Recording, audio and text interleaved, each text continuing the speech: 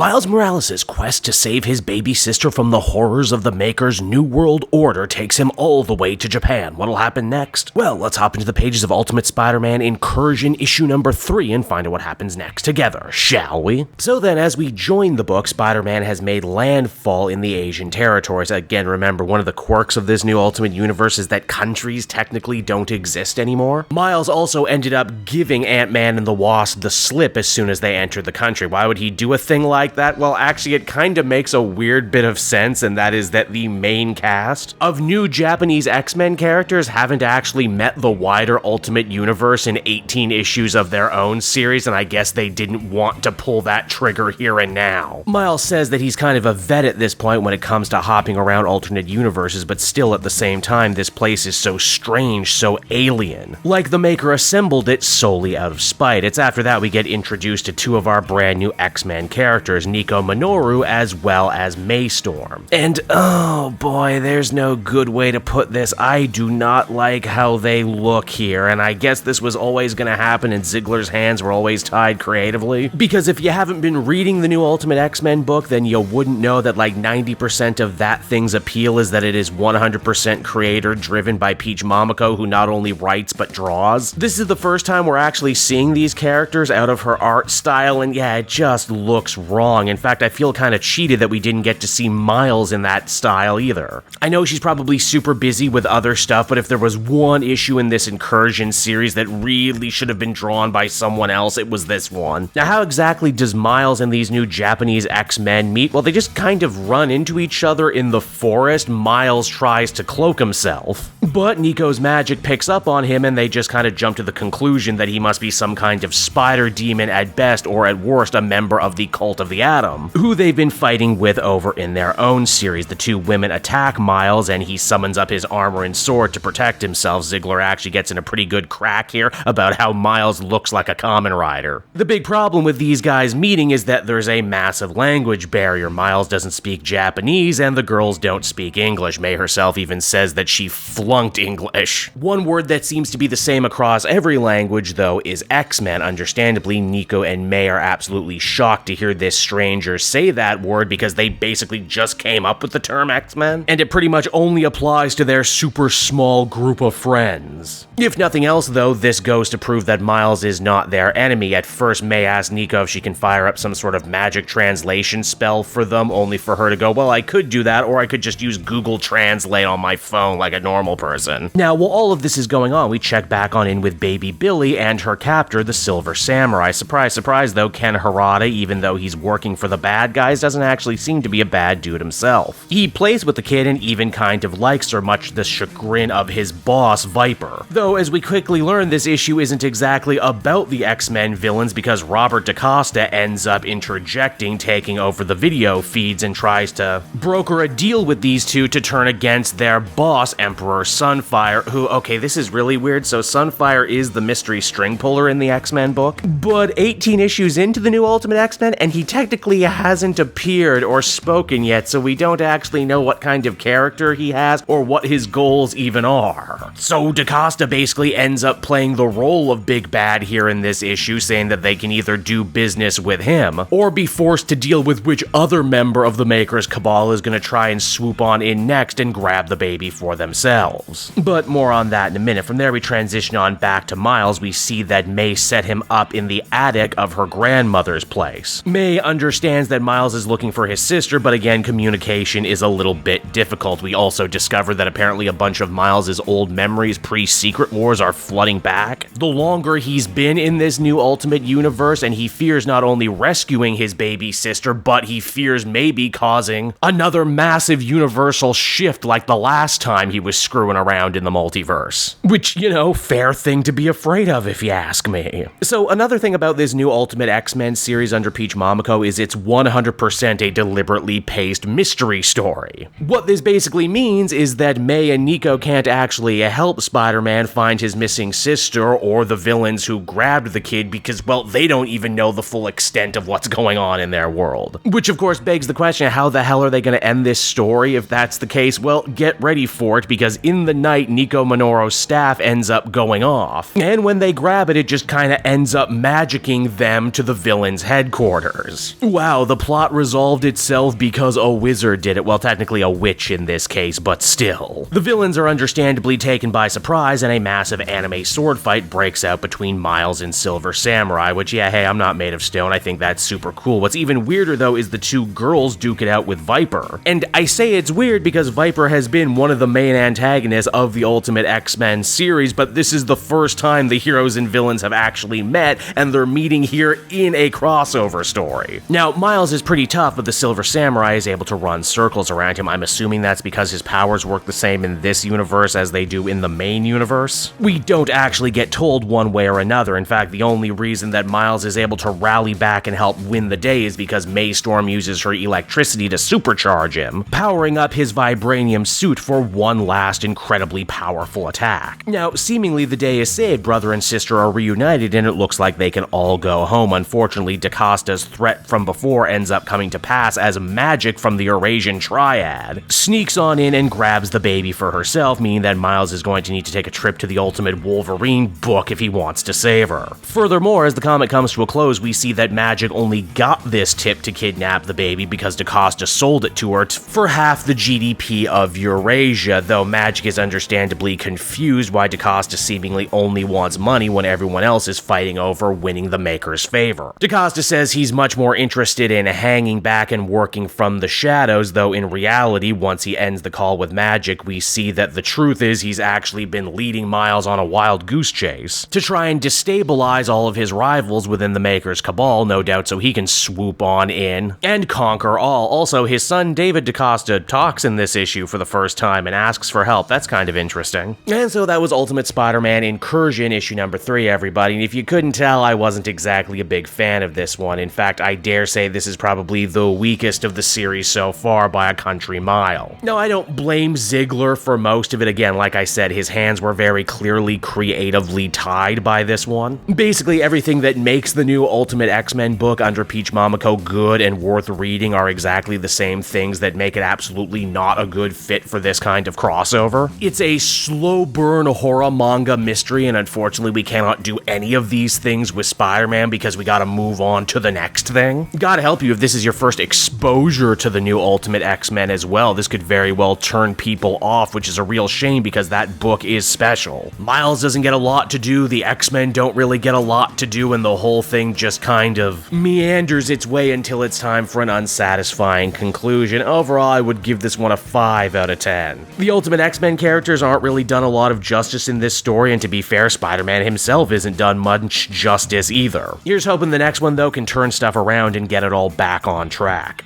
Hey there everyone, it's your old pal Cape Joel again, thanking you so much for watching to the end of the video. I hope you enjoyed it, and if you did, why not check out my Amazon link down in the description. Yes, that's right, the Cape Joel channel officially has its own Amazon storefront now. You can pick up a comic or anything else for that matter, and if you did, you'd really be helping me and the channel. So with that out of the way everyone, I will see you again next time. Bye-bye.